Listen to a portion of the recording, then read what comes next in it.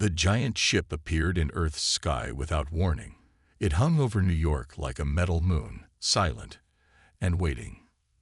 People looked up with fear and wonder. Commander Lisa Warren stood on the roof of the United Nations building. Her blue uniform was pressed perfect for this moment. The first meeting with aliens from space.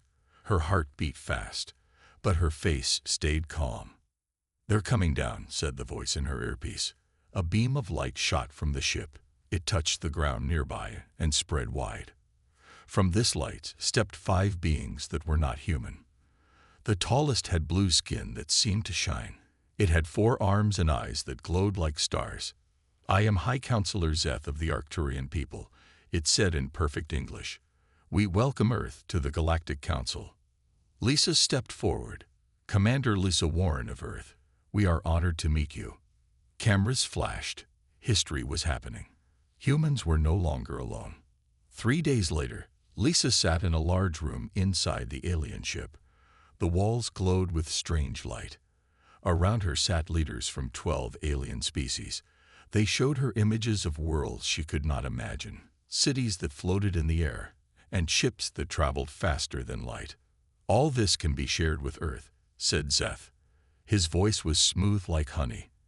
"The Council will protect you from dangerous species. We will teach you to travel among the stars. We only ask for friendship and some of your planet's resources." "This is more than we could have hoped for," Lisa said. The other world leaders with her nodded. A new age for humanity had begun. But not everyone felt happy about the aliens. In a small office beneath the Pentagon, Alan Foster stared at his computer screen.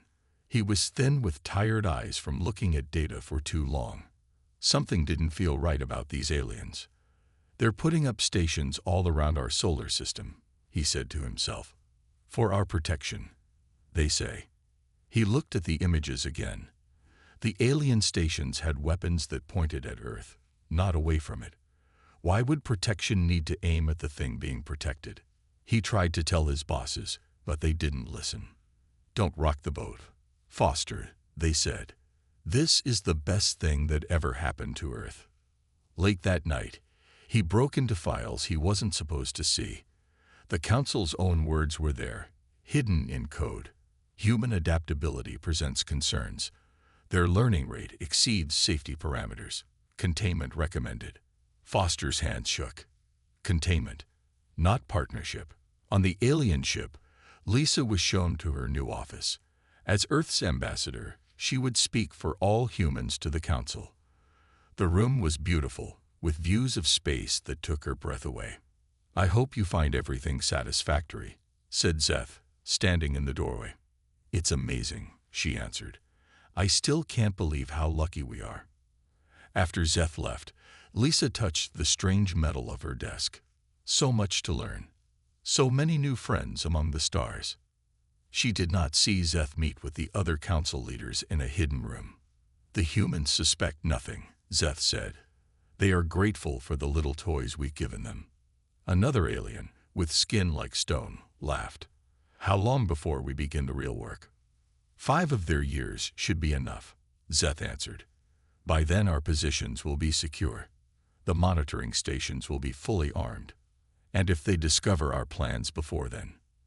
Zeth's 4 hands made a gesture of dismissal. What could they do? They are children playing with sticks. We are the masters of 1,000 worlds. Back on Earth, Alan Foster printed the secret files. Tomorrow he would find someone who would listen. Someone who could help him prove that humanity's new friends were not friends at all. The stars watched, cold and distant. A trap had been set, and humans had walked right into it. 5 years passed. Earth had changed. Alien technology could be seen in big cities. Hovering cars, new medical machines, and screens that floated in air. But most people noticed that the really good stuff never came. Lisa Warren sat in her office on the Council space station. Her hair now had some gray in it. Her eyes looked tired. On her desk sat reports from Earth, mining companies giving tons of rare metals to the Council, thousands of humans working on alien ships, and Earth getting very little in return. Chief Liaison Warren, said a voice from her door. The thin alien with skin like green glass stood there. The council meeting begins soon. Lisa nodded and gathered her papers. For 5 years, she had asked for more technology for Earth. For 5 years, the council had given excuses. Integration protocols require time, they'd always said. Your species must adapt slowly. Today she had proof this was a lie. She walked fast down the hallway, her shoes making soft sounds on the strange metal floor. The council chamber was huge, with seats for all 12 alien species. Lisa took her place at the small desk marked Earth. She was not a full council member. Earth was just an associate world. High Counselor Zeth spoke about trade and borders for an hour. Lisa waited for her turn. When it came, she stood. Earth has fulfilled all requirements, she said in a strong voice. We have provided all resources asked for, yet the technology transfers remain minimal. Zeth blinked his star-like eyes. As we have explained, your world requires time tow. The Centaur worlds received faster than light drives within 2 years of joining. Lisa interrupted. She held up her proof. The Regellians received advanced medicine in their first year. Why is Earth different? The room went quiet. Zeth's blue skin darkened. Your information access is concerning, he said finally. Some documents are not for Earth to see. Answer the question, Lisa said. This meeting is over, Zeth announced. The other council members left quickly, avoiding her eyes. Back on Earth, Alan Foster met with his secret team in an underground room with no electronic devices that could be watched. 5 years of lies, he said to the others. Does anyone still think I'm just paranoid? Dr. Kate Summers shook her head. She was a scientist who studied alien life. Her red hair was tied back tight, and worry lines marked her face. The medical program bothers me most, she said. Why do they need so many human genetic samples? They have taken blood from nearly 1 billion people. Major Ben Harris, a soldier with dark skin and serious eyes, spread a map on the table. It showed all the alien monitoring stations around Earth. They've added 6 more this year, he said, all with weapons pointed at us, not away from us. They say it's for our protection. But I've never seen defenses built like this. My contact in the council sent this, Alan said, showing them a secret file. It's a list of humans with special skills. Scientists, soldiers, engineers. The council is keeping track of who might be useful to them. Useful for what? Asked Kate.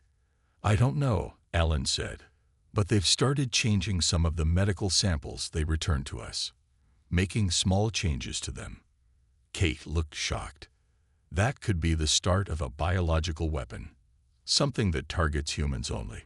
The room went quiet as they all thought about what this meant. We need to warn people, Ben said. The government won't listen, but we need to get ready. How do you fight aliens who are 100 years ahead of us in technology? Kate asked. Alan looked at his friends. We start by gathering proof no one can ignore, and we make plans for the worst. Above them, the alien stations watched Earth from space. Inside those stations, weapons waited. The council was patient. They had conquered other worlds before. Humans were just another species to control. But humans were starting to see through the lies, and humans did not like being betrayed. Dr. Kate Summers worked late in her lab. The lights were dim except for her microscope. What she saw made her blood run cold. This can't be right, she whispered. She was looking at blood samples returned from the council's medical program. The cells had tiny changes, too small for most doctors to notice. But Kate had studied alien biology for 5 years. She knew what she was seeing. The changes would make humans get sick easily. Not now, but in a few years. Everyone who gave blood samples would become weak, unable to fight disease. Billions of people. Kate grabbed her secure phone, the kind that couldn't be tracked. She called Alan Foster. I found it, she said, her voice shaking. The proof we need. They're planning to make us all sick. Across the ocean, Lisa Warren was in her apartment on the council station when her door chimed. A small alien stood there. Lysa recognized him as a Proximan, a species that worked for the Council, but wasn't a member. "Come in quickly," the alien said, looking nervous. His name was Vril, and he worked in the data center. Once inside, Vril handed her a small device. "You must see this, for your people's sake." Lysa activated it. A 3D map appeared showing Earth and the monitoring stations. "Watch," said Vril. In the map, the stations turned their weapons toward Earth and fired. The planet cracked like an egg. "This is a military simulation," Vril said. "Created last month. They've been testing the system." Lysa felt like she couldn't breathe. Why would they do this? "The Council fears what humans might become," Vril answered. "Your species learns too fast, adapts too well.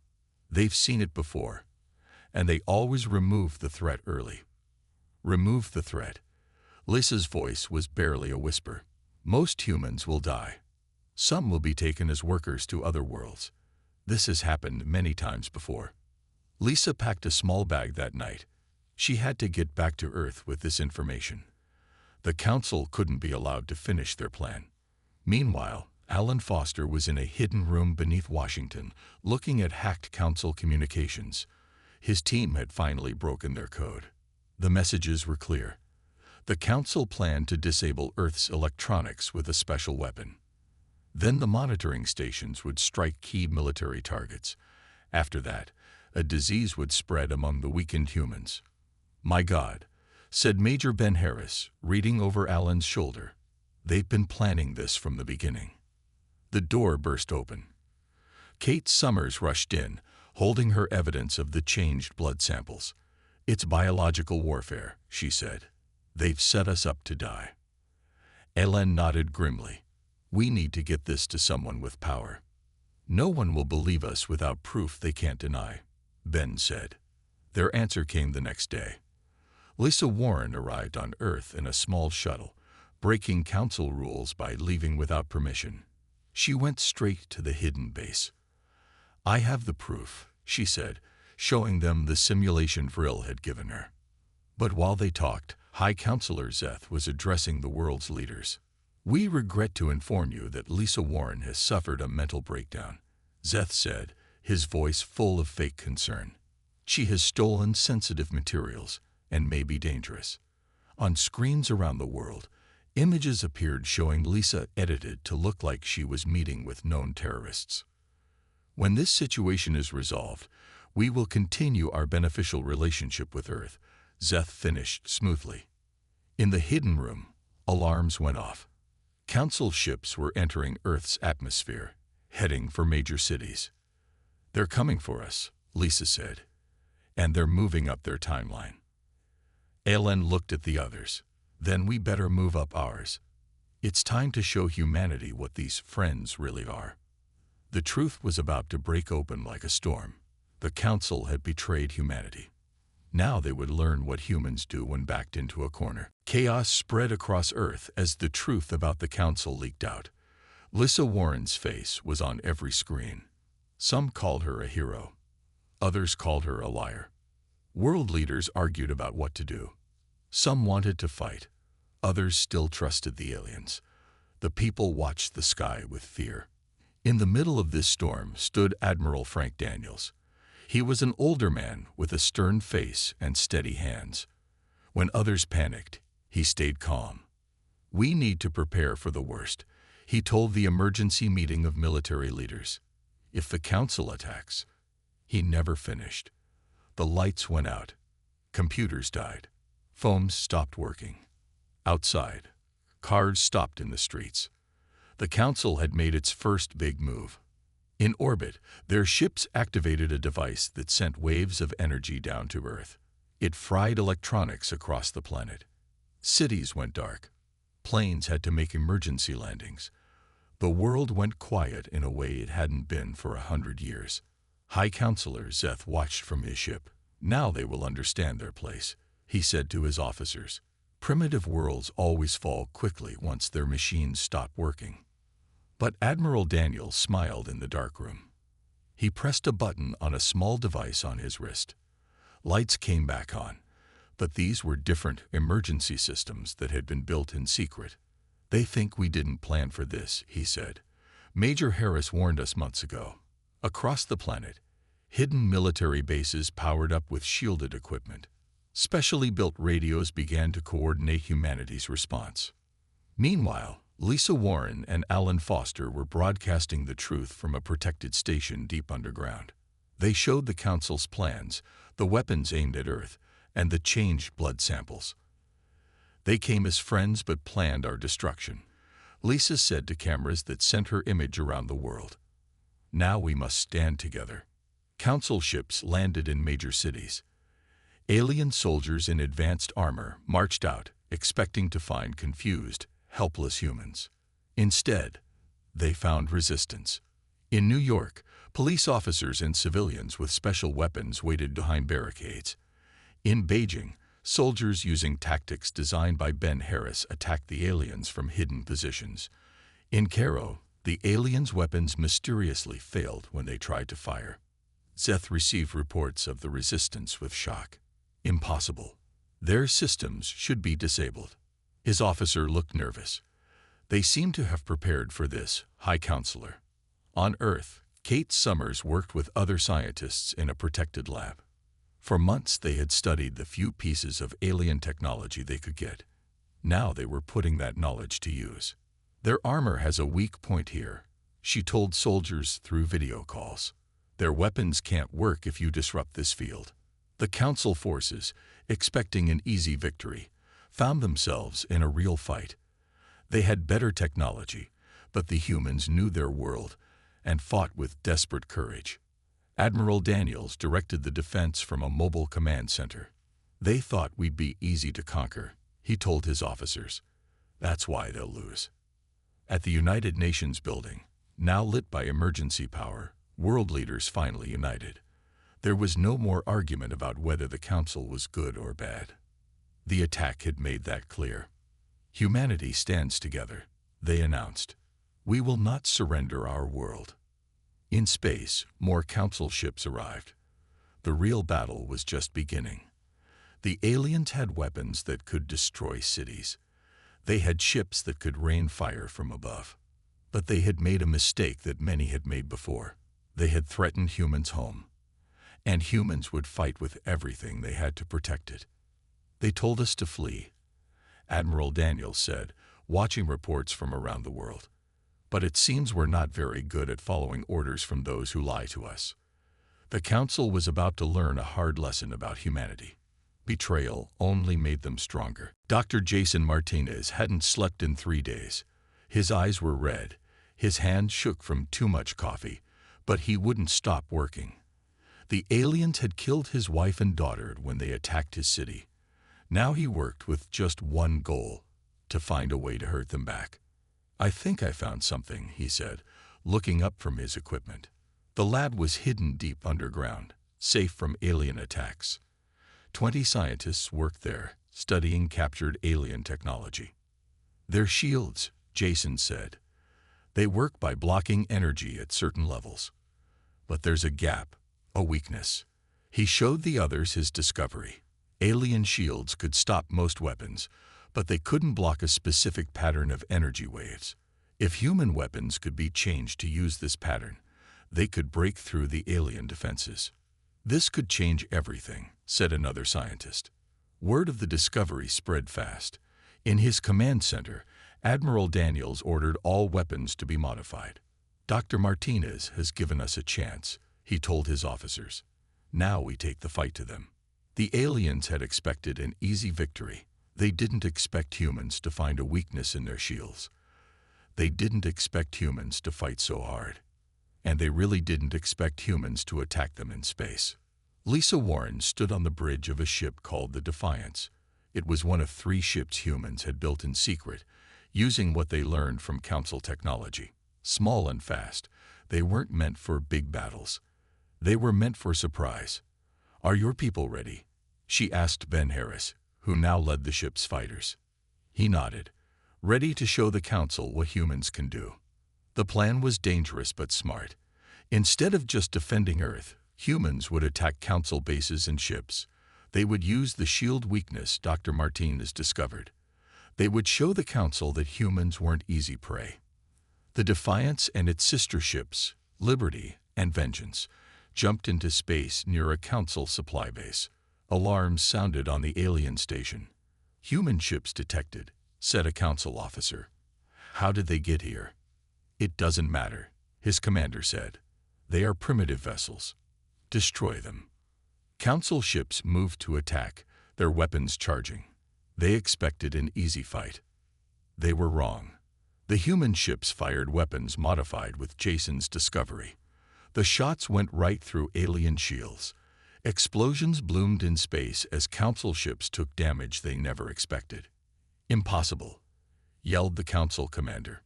"Their weapons can't hurt us." But they could, and they did. While this battle happened in space, Alan Foster led a different kind of attack. With a team of computer experts, he broke into the Council's communication network. They spread truth across the galaxy, proof of the Council's betrayal, not just of humans, but of other species too. "The Council has lied to all of us," the message said. "They don't protect the galaxy. They control it." On thousands of worlds, beings saw the proof. Some had suspected the truth. Some had suffered like humans. Now they knew they weren't alone. Kate Summers made her own breakthrough. Using Council medical data, she created a treatment that would protect humans from the biological weapon. Teams around the world began producing it, saving billions of lives. High Councilor Zeth watched reports of human successes with growing rage. "How is this happening?" he demanded. "They are a primitive species. We may have underestimated them," said one of his advisors. In his lab, Jason Martinez looked at a picture of his family. "This is for you," he whispered. Then he went back to work, finding new ways for humanity to fight back. The Council had awakened something they didn't understand: human determination. When pushed to the edge, humans didn't give up. They innovated. They adapted. And now, they were starting to win. Major Ben Harris floated in space. His special suit kept him alive in the cold emptiness. 5 other soldiers floated with him, all moving slowly toward the giant Council weapon platform that hung above Earth.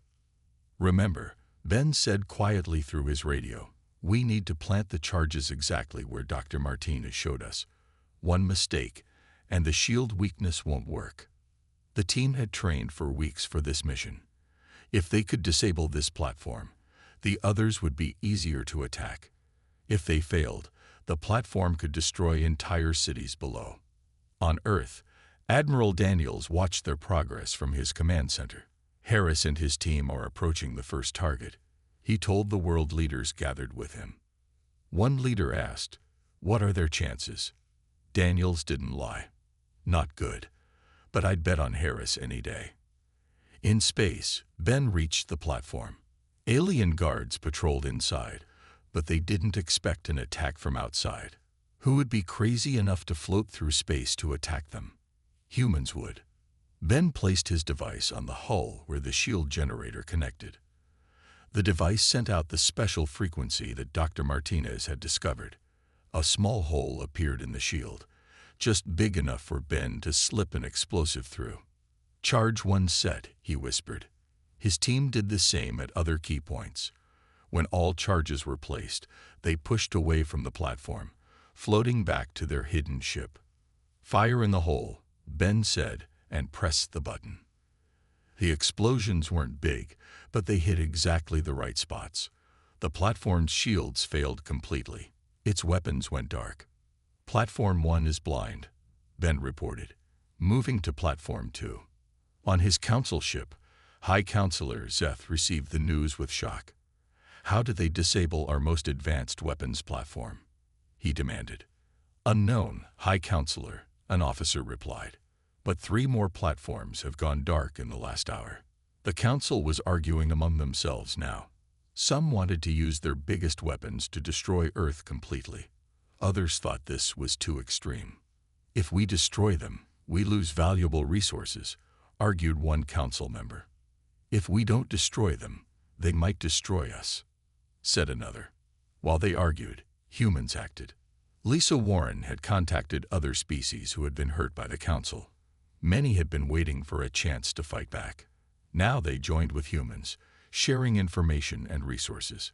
"The Proximan ships will help attack the Council's main base in the Orion Arm," she told Admiral Daniels. "We won't be alone in this fight." The attack on the Council's main military base was the biggest gamble.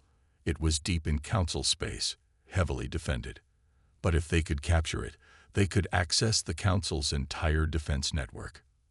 Admiral Daniels led the attack himself, commanding from Earth's flagship, the Defiance. With him were ships from 3 other species who had joined the fight against the Council. "Remember Earth" became the battle cry as the combined fleet jumped into Council space. The Council forces were waiting, but they weren't ready for what came next. Humans had created new weapons that no Council strategist could have predicted. Drone ships that looked like debris until they exploded against Council vessels. Electronic attacks that turned Council ships' systems against them.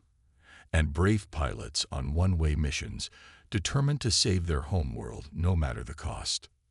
"What is happening?" Zeth shouted as reports of defeats came in. "How can humans fight like this?" The answer was simple, though Zeth couldn't understand it. Humans fought so hard because they were fighting for their home, their families, their very survival. The Council fought for power and control. It wasn't the same. When human forces broke through the base's defenses and captured its command center, they gained something priceless: access to the Council's military network. Now they could see every Council ship, every weapon, every plan. "Send the signal," Admiral Daniels ordered. Across Council space, their defense systems suddenly showed every human ship as a friendly vessel and showed Council ships as enemies.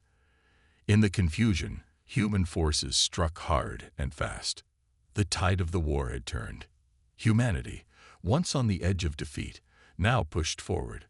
The hunters had become the hunted. 6 months after the battle at the Council's main base, Lisa Warren stood in a huge room full of beings from 30 different species. Once this chamber had been where the Council made laws for the galaxy. Now it was where a new beginning would start. "We gather today not as rulers and ruled," Lisa said to the gathered representatives, "but as equals." The old Council was gone. Its ships were destroyed or captured. Its leaders were prisoners, waiting for justice. High Councilor Zeth sat in a special cell, his blue skin now pale and dull. He still couldn't understand how humans had defeated his mighty forces. The new alliance was different from the Council. Each species had an equal voice. No one group could control others. And lies were not allowed. All information was shared openly. Humans did not win this war alone. Lisa continued. "We won because we stood together against those who would rule through fear and lies." Alan Foster had created new systems to make sure no one could keep secrets like the Council had. Information now flowed freely between worlds. The truth was available to all. "Transparency will be our foundation," he told the gathered aliens. "No more hidden plans. No more secret weapons." The trial of Zeth and other Council leaders was watched across the galaxy. Lisa served as the main speaker against them. "You claimed to protect us," she said to Zeth in the court, "but you only protected your power." Zeth still believed he had done right. "We acted to prevent human domination," he said. "Your species develops too quickly. You would have ruled us all within a century." "Yet when we won, we didn't conquer," Lisa answered. "We invited all to join as equals. That shows who truly deserved to be feared." The court found Zeth and the others guilty. Their punishment was not death, but service. They would help rebuild worlds they had damaged, working under those they once ruled. Admiral Daniels watched the galaxy map in Earth's new space center. Human ships now protected trade routes and helped species who had suffered under the Council. Earth was no longer a newcomer but a leader in the new alliance. "We've come a long way," he said to Ben Harris, who now led Earth's defense forces. "Who would have thought betrayal would lead to this?" Ben replied, looking at the map showing hundreds of friendly worlds. Dr. Kate Summers had turned her attention from fighting biological weapons to helping healed species hurt by council experiments. Her medical teams visited dozens of worlds, sharing their knowledge freely. "The best revenge is to be nothing like those who hurt you," she told her students. In his lab, Dr. Jason Martinez unveiled his greatest work, a new kind of faster-than-light drive that used less energy and traveled farther than anything the Council had made. Unlike the Council, humans shared this invention with all allied worlds. "This is how we move forward together," Jason said at the ceremony. "Not by keeping others down, but by lifting everyone up." The final meeting of the new alliance took place on Earth. Representatives from 50 species came to sign the Charter of Free Worlds. The document promised peace, cooperation, and protection for all who joined. As Lisa signed for Earth, she looked at High Counselor Zeth, who watched from a corner under guard. "You gave us one choice when you betrayed us," she said to him. "You told us to flee, but you never thought about where we would run to." "Where?" Zeth asked, finally curious rather than angry. Lisa smiled. "Forward. Humans always run forward, toward a better future. Now we're bringing the galaxy with us." Outside the building, ships from dozens of worlds filled Earth's sky. Not as invaders, but as friends. The stars that had almost been denied to humanity now welcomed them. The betrayal that was meant to end humanity had instead begun a new age for the entire galaxy.